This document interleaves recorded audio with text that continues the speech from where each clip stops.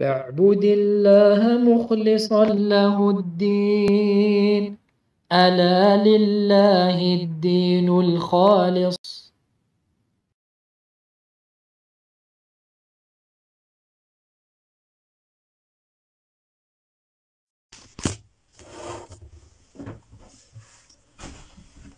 إن الحمد لله نحمده ونستعينه ونستغفره ونعوذ بالله من شرور أنفسنا وسيئات أعمالنا من يهده الله فلا مضل له ومن يضلل فلا هادي له وأشهد أن لا إله إلا الله وحده لا شريك له وأشهد أن محمدا عبده ورسوله صلى الله عليه وعلى آله وصحبه وسلم. يا أيها الذين آمنوا اتقوا الله حق تقاته ولا تموتن إلا وأنتم مسلمون. يا أيها الناس اتقوا ربكم الذي خلقكم من نفس واحدة وخلق منها زوجها وبث منهما رجالا كثيرا ونساء واتقوا الله الذي تساءلون به والأرحام إن الله كان عليكم رقيبا. يا أيها الذين آمنوا اتقوا الله وقولوا قولا سديدا يصلح لكم أعمالكم ويغفر لكم ذنوبكم ومن يطع الله ورسوله فقد فاز فوزا عظيما. أما بعد فإن أصدق الحديث كتاب الله وخير الهدي هدي محمد بن عبد الله وشر الأمور محدثاتها وكل محدثة بدعة وكل بدعة ضلالة وكل ضلالة في النار.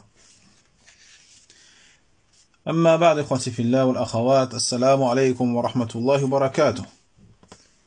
فما زلنا نقرأ كتاب التمهيد لشرح كتاب التوحيد الذي هو حق الله على العبيد لمعالي الشيخ صالح ابن عبد العزيز آل الشيخ حفظه الله تعالى. وشرعنا اليوم إن شاء الله تعالى في قراءة باب من الشرك أن يستغيث بغير الله تعالى أو يدعو غيره. وقول الله تعالى ولا تدع من دون الله ما لا ينفعك ولا يضرك فإن فعلت فإنك إذا من الظالمين. وإن يمسسك الله بضر فلا كاشف له إلا هو. الآية. وقوله تعالى فابتغوا عند الله الرزق واعبدوه. الآية. وقوله تعالى ومن أضل ممن يدعو من دون الله من لا يستجيب له إلى يوم القيامة. الآيتين. وقوله تعالى أمن يجيب المضطر إذا دعاه ويكشف السوء. قوله أمن يجيب المضطر إذا دعاه ويكشف السوء. الآية. روى الطبراني بإسناده أنه كان في زمن النبي صلى الله عليه وسلم منافق يؤذي المؤمنين، فقال بعضهم قوموا بنا نستغيث برسول الله صلى الله عليه وسلم من هذا المنافق. فقال النبي صلى الله عليه وسلم إنه لا يستغاث بي وإنما يستغاث بالله. طيب نعم. إذن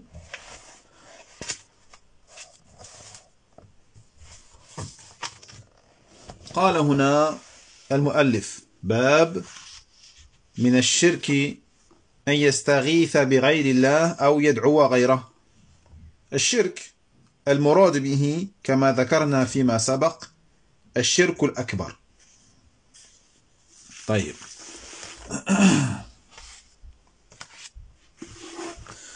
Donc on poursuit bi'idhnillah l'explication de Kitab al-Tawhid et nous commençons aujourd'hui l'étude du chapitre intitulé chapitre fait partie du shirk, le fait de demander secours à autre que Allah tabarak wa ta'ala ou le fait de l'invoquer, le fait d'invoquer autre qu'Allah subhanahu wa ta'ala.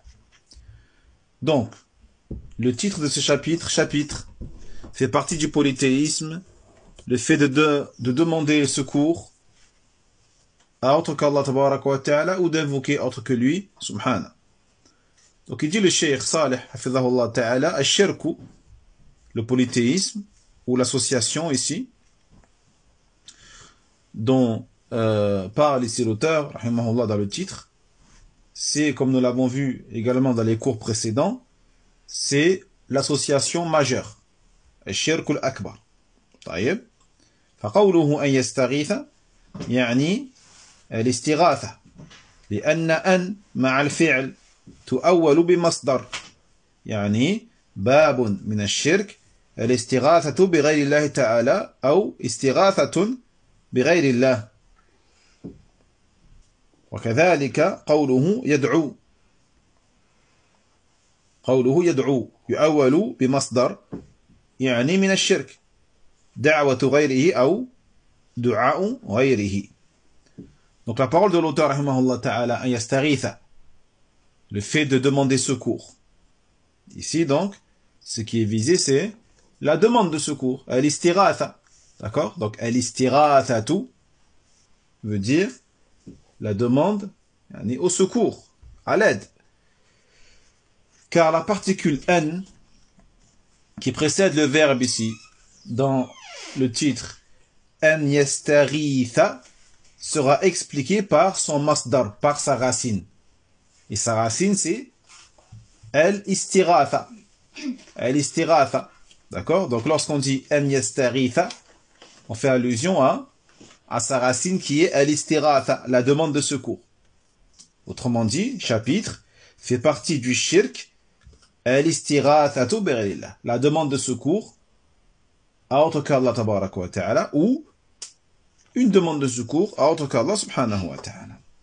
Et également la parole aw yad'uwa, d'accord, et le fait qu'il invoque sera expliqué également par son masdar, sa racine, qui est l'invocation d'autre qu'Allah tabaraka wa ta'ala, ou la demande à autre qu'Allah subhanahu wa ta'ala. Ces deux choses-là font partie du shirk. فالاستغاثة كما ذكرنا طلب، وطلب نوع من أنواع الدعاء، ولهذا قال العلماء رحمة الله عليهم إن في قوله أو يدعو غيره بعد قوله أن يستغيث بغير الله عطفا للعام على الخاص، عطفا للعام على الخاص. ومن المعلوم أن الخاص قد يعطف على العام وأن العام قد يعطف على الخاص.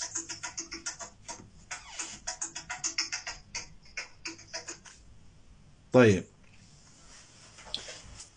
donc الاستغاثة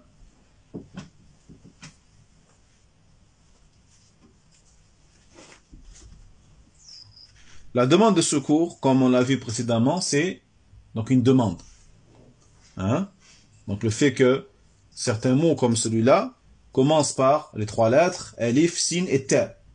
Alif, sin et ta, ils vont indiquer, sauf dans certains cas, bien sûr, comme on l'a vu, une demande. Donc, al-istighatha, la demande de secours.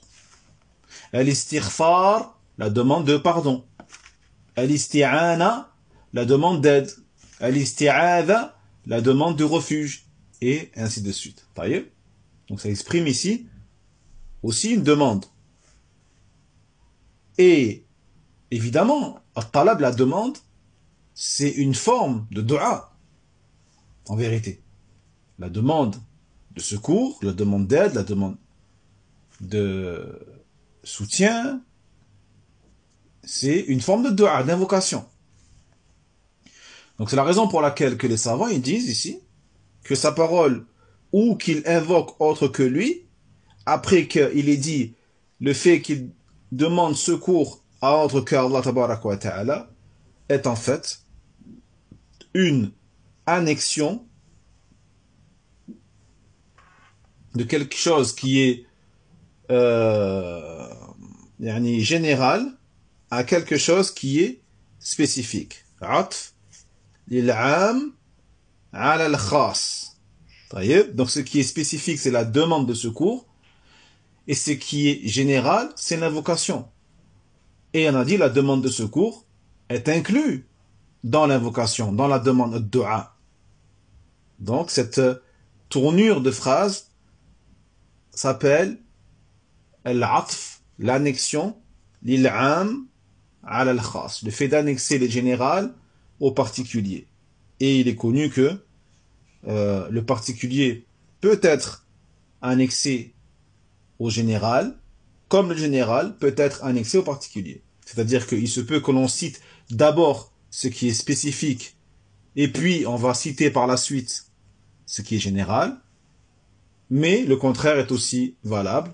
On peut citer ce qui est général, et après lui, on va citer ce qui est spécifique, sachant que le spécifique est inclus dans le général. D'accord? Dans ce qui est général. Donc ici, lorsqu'il dit « Bab min ash-shirk an yastaghitha bi ghayrillah aw yad'uwa ghayrahu », on a annexé ce qui est général à ce qui est spécifique. Donc qu'est-ce qui est général dans cette phrase-là? C'est le fait de demander, d'invoquer autre qu'Allah tabaraka wa ta'ala. Et ce qui est spécifique, c'est le fait de demander secours à autre qu'Allah subhanahu wa ta'ala. فقوله أن يستغيث بغير الله هذا أحد أفراد الدعاء كما ذكرنا لأن الاستغاثة طلب وطلب دعاء. Donc la parole de l'auteur ici, rahimahullah ta'ala, le fait qu'il demande secours à autre qu'Allah subhanahu wa ta'ala, en vérité, ça c'est un des éléments, une des formes de l'invocation, comme nous l'avons mentionné juste avant. Donc, al-istighatha, la demande de secours, est une demande. D'accord? Est une demande. Et la demande est une invocation. طيب. وقوله أو يدعو غيره هذا لفظ عام يشمل الاستغاثة والاستعاذة ويشمل أصنافا كثيرة من أنواع الدعاء. Donc la parole de l'auteur rahimahullah ta'ala, lorsqu'il dit ou qu'il invoque autre que lui subhanahu wa ta'ala, ça c'est, donc on a dit c'est la formule qui est générale. Et donc cette formule là, ou qu'il invoque autre qu'Allah, ça va inclure, ça va englober non seulement la demande de secours, mais aussi la demande de protection, la demande d'aide, et ainsi de suite. D'accord? Parmi les différentes formes d'invocation qui existent. فقوله أن يستغيث الاستغاثة هي طلب الغوث والغوث يحصل لمن وقع في شدة وكرب يخشى معه المضرة الشديدة أو الهلاك فيقال أغاثه إذا فزع إليه وأعانه على كشف ما به وخلصه منه كما قال جل وعلا في قصة موسى عليه السلام فاستغاثه الذي من شيعته على الذي من عدوه فقوله تعالى فاستغاثه الذي من شيعته يعني أن من كان من شيعة موسى عليه السلام طلب الغوث من موسى على من كان عدوا لهما جميعا فأغاثه موسى عليه السلام. Donc la parole de l'auteur, le fait qu'il demande secours. Donc al-istighatha, on a dit, c'est la demande de al-ghawth. Donc al-ghawth, c'est le soutien, le secours, l'appui. D'accord? Et donc ce al-ghawth, ce soutien, ce secours qui est demandé concerne par conséquent une personne qui est dans une détresse intense et une angoisse et qui craint pour sa vie, qui craint de mourir ou qui redoute des préjudices et des dommages importants. D'accord? Donc cette personne-là, elle va demander al-ghawth, secours, aide, soutien, appui. Et c'est pour cela que l'on dit aghathahu. Donc le verbe en arabe aghatha, qui veut dire secourir, justement. Lorsque quelqu'un vient à toi pour te demander de l'aide, pour te demander un secours, eh bien, tu peux, turithuhu, tu vas le secourir, turithuhu. D'accord?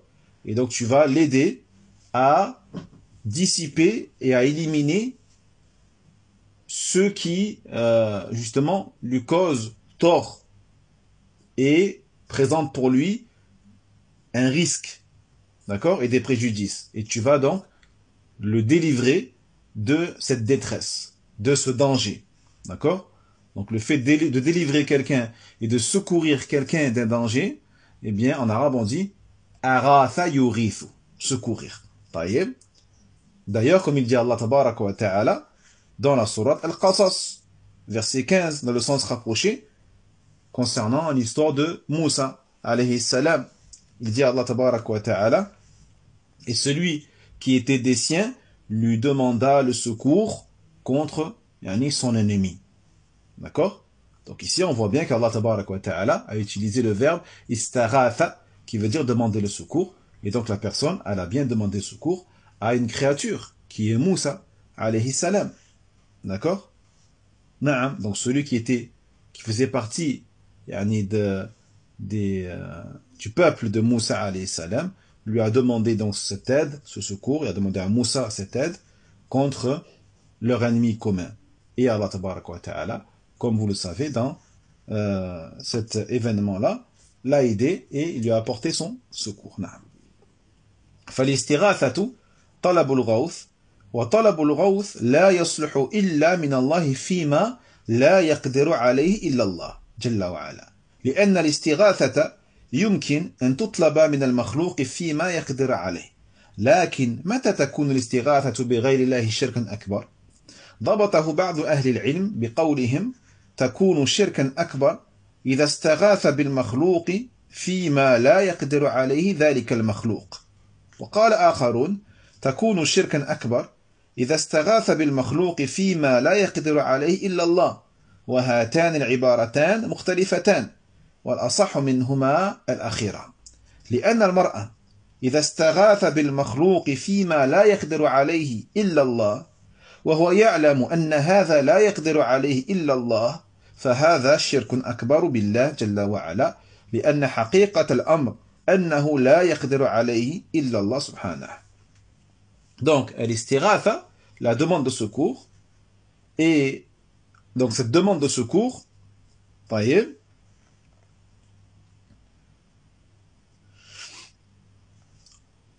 on ne devra la faire qu'à Allah subhanahu wa ta'ala par rapport à un secours que seul Allah peut te donner.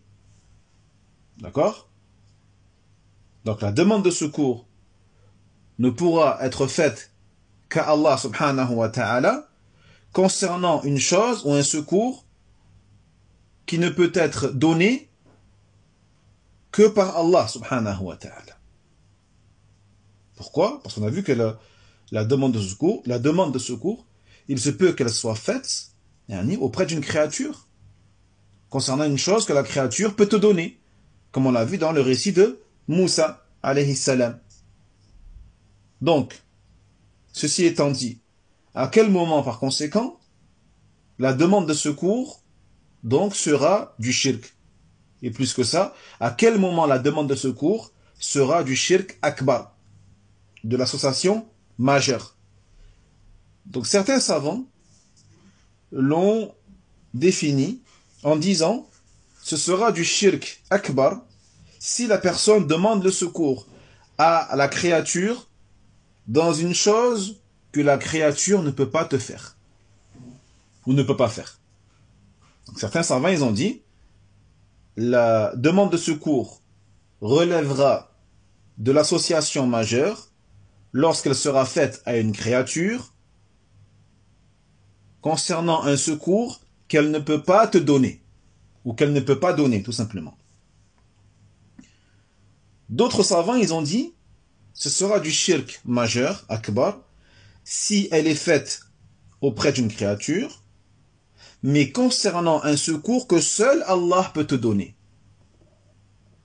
Concernant un secours que seul Allah peut donner. Donc ces deux définitions se ressemblent un peu, mais en vérité, dit le cheikh, elles sont différentes l'une de l'autre. Donc je le rappelle, la première définition, c'est lorsque la personne demande secours à la créature concernant une chose que la créature ne peut pas faire. Alors que la seconde définition, c'est la personne demande le secours à une créature concernant une chose que seul Allah peut faire. D'accord? Donc c'est différent. Il dit les cheikhs, la plus juste, la plus correcte, c'est la seconde.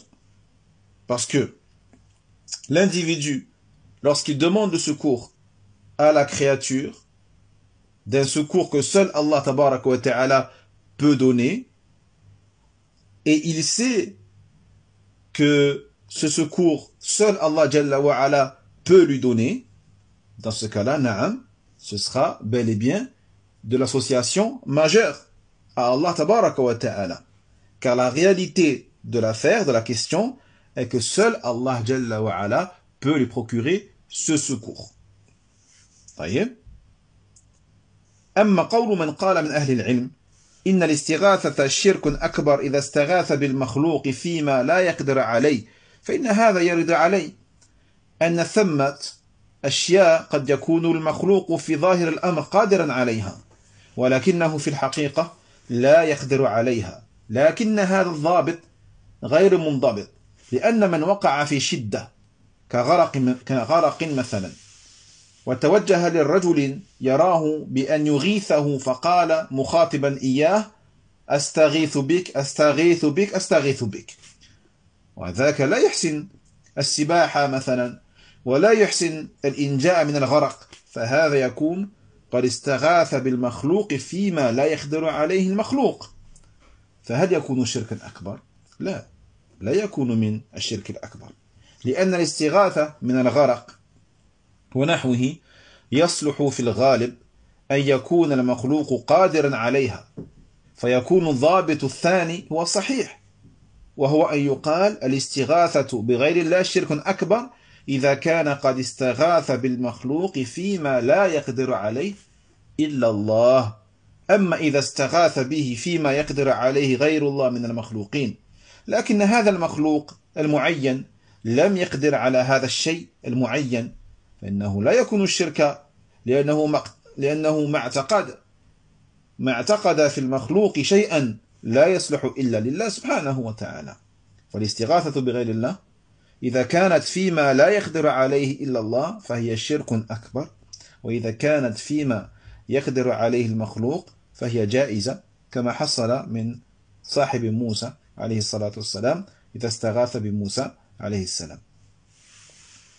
Donc, quant à la parole de ceux parmi les savants qui disent que la demande de secours est de l'association majeure, si l'individu demande secours à la créature concernant une chose qu'elle ne peut pas donner. Donc, cette parole, cette définition-là, on va y répondre en disant qu'il y a des choses que des créatures, de premier abord, sont capables de faire. D'accord ? De premier abord, on se dit que cette chose-là, ce secours, des créatures sont capables de le faire, alors qu'en réalité, elles n'en sont pas capables. D'accord ?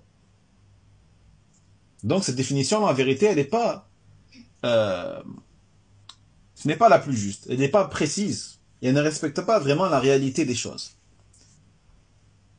Exemple. Quelqu'un est dans une détresse, et elle risque de se noyer, par exemple. D'accord ? La première personne qu'elle va voir, eh bien, elle va lui demander de l'aide. Elle va crier au secours à la personne. Alors qu'en vérité, elle ne sait même pas si elle sait nager ou pas, la personne. D'accord ? Donc elle va la voir, elle va dire « Astaghithu bik » je te demande secours, secours-moi, aide-moi, secours-moi. Il se peut que la personne à qui elle demande de l'aide ne sait même pas nager. Ou qu'elle sache nager, mais elle ne maîtrise pas la nage assez pour pouvoir aller sauver un être humain de l'eau, qui pèse un certain poids. D'accord ? Donc il faut une certaine technique, etc. Taïeb. Donc il se peut que celui qui est en train de se noyer est en train de demander secours à une créature qui n'est pas capable de la secourir. Donc est-ce qu'on va dire que c'est du shirk akbar à ce moment-là? Non, c'est pas du shirk akbar. Parce que le fait de sauver quelqu'un de la noyade et autre que cela parmi les actes, eh bien, en général, la créature, elle est capable de le faire. C'est pour ça que la créature va demander à la personne de l'aider. Parce qu'elle sait que, ou on sait que, en général, l'être humain, adulte, est capable de sauver quelqu'un de la noyade. D'accord? Par conséquent, on voit que la seconde définition est celle qui est juste, hein, et qui est de dire que la demande de secours à autre qu'Allah Tabaraka wa Ta'ala sera de l'association majeure si la personne demande à la créature secours d'une chose que seul Allah Tabaraka wa Ta'ala peut donner. Que seul Allah Tabaraka wa Ta'ala peut donner. Quant à celle qui demande secours à certaines créatures dans des choses que certaines créatures peuvent donner, comme sauver quelqu'un de la noyade, par exemple, on a vu, mais que dans telle situation précise, la créature à qui on demande le secours n'est pas capable de l'aider dans cet acte précis car elle ne sait pas nager, par exemple, dans ce cas-là, ça ne sera pas du shirk. D'accord? On ne pourra pas dire que cette demande de secours est une demande associatrice. Non. Car celui qui a demandé le secours n'a pas cette croyance-là envers cette créature-là, d'une croyance que seul Allah Tabaraka wa Ta'ala peut donner. Non. Elle se dit qu'il y a des créatures, en général, savent nager et sont capables de sauver quelqu'un de la noyade. Donc ce n'est en aucun cas du shirk. Donc la demande de secours auprès d'autres qu'Allah Tabaraka wa Ta'ala, bien sûr, si elle est faite pour une chose que seul Allah Tabaraka wa Ta'ala peut donner, sera du shirk akbar, majeur, sans nul doute. Et si elle est faite auprès d'une créature et que la créature elle est capable de t'aider et de te secourir, bien sûr, c'est permis. Ceci est permis, comme on l'a vu dans l'histoire de Moussa alayhi salam, hein, lorsque la personne a demandé secours à Moussa alayhi salatu wassalam. طيب.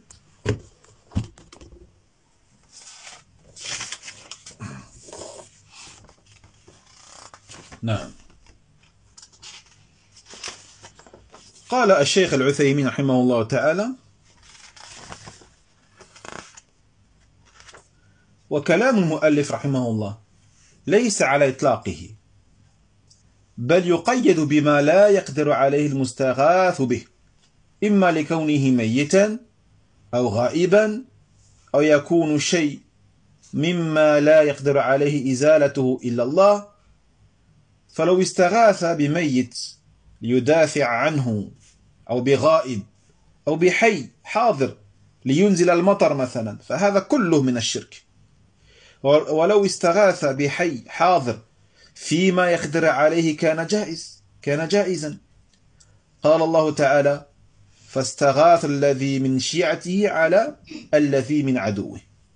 وإذا طلب من أحد الغوث وهو قادر عليه فإنه يجب عليك تصحيحا لتوحيدك أن تعتقد أنه مجرد سبب، وأنه لا تأثير له بذاته في إزالة شدة، لأنك ربما تعتمد عليه وتنسى خالق السبب، وهذا قادح في كمال التوحيد.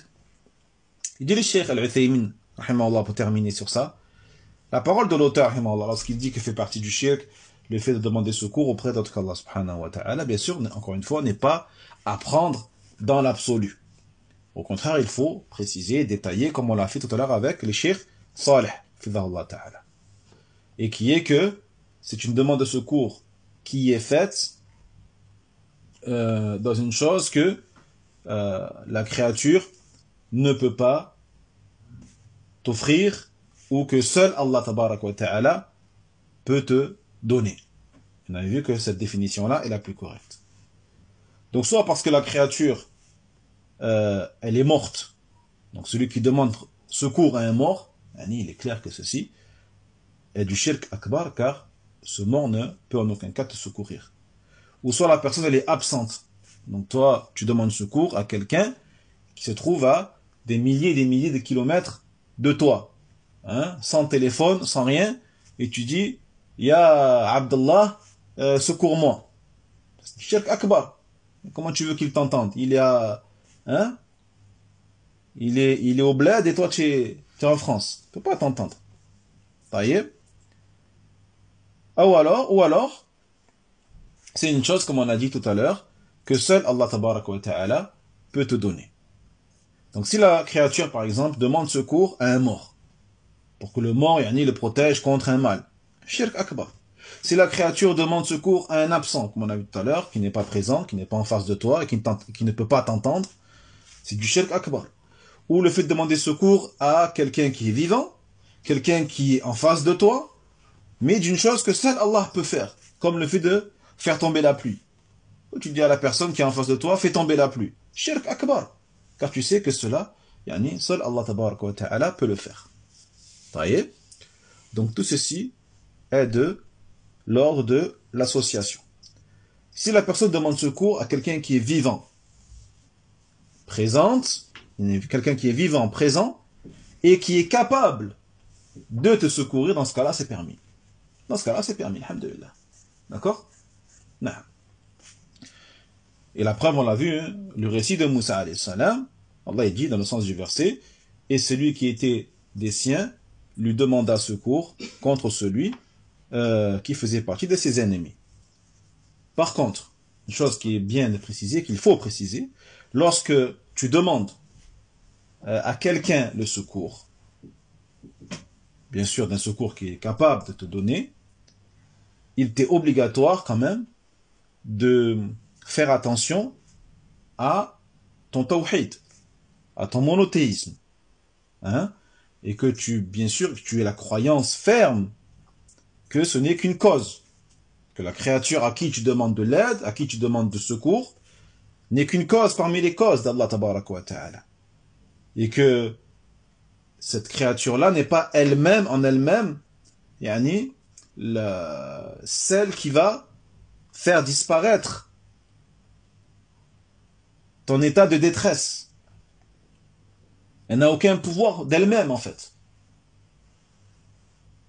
Autrement dit, sans Allah tabaraka wa ta'ala, elle ne peut rien faire. D'accord? Donc ce n'est qu'une cause d'elle-même, de manière indépendante d'Allah tabaraka wa ta'ala, elle ne pourra pas te secourir. D'accord? Car il se peut que tu te reposes sur cette créature-là et que tu oublies Allah, le créateur de cette cause-là. Donc faire attention aussi, malgré le fait qu'il est permis de demander secours à une créature présente, capable de t'aider, etc., n'oublie pas que ce n'est qu'une cause et qu'Allah tabaraka wa ta'ala est celui qui a créé cette cause-là et que sans lui, elle ne pourra rien te faire. D'accord? Car dans le cas contraire, si tu oublies cela, ce serait une façon d'entacher fortement la perfection de ton tawhid. Wallahu ta'ala a'lam. Donc on va s'arrêter là, Inch'Allah, pour aujourd'hui. On continuera la semaine prochaine. والعلم عند الله وآخر دعوانا أن الحمد لله رب العالمين وصلى الله على نبينا محمد وعلى آله وأصحابه أجمعين وسلم تسليما بارك الله فيكم والسلام عليكم ورحمة الله وبركاته.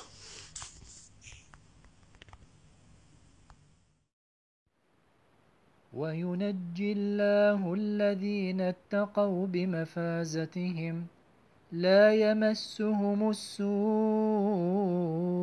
ولا هم يحزنون.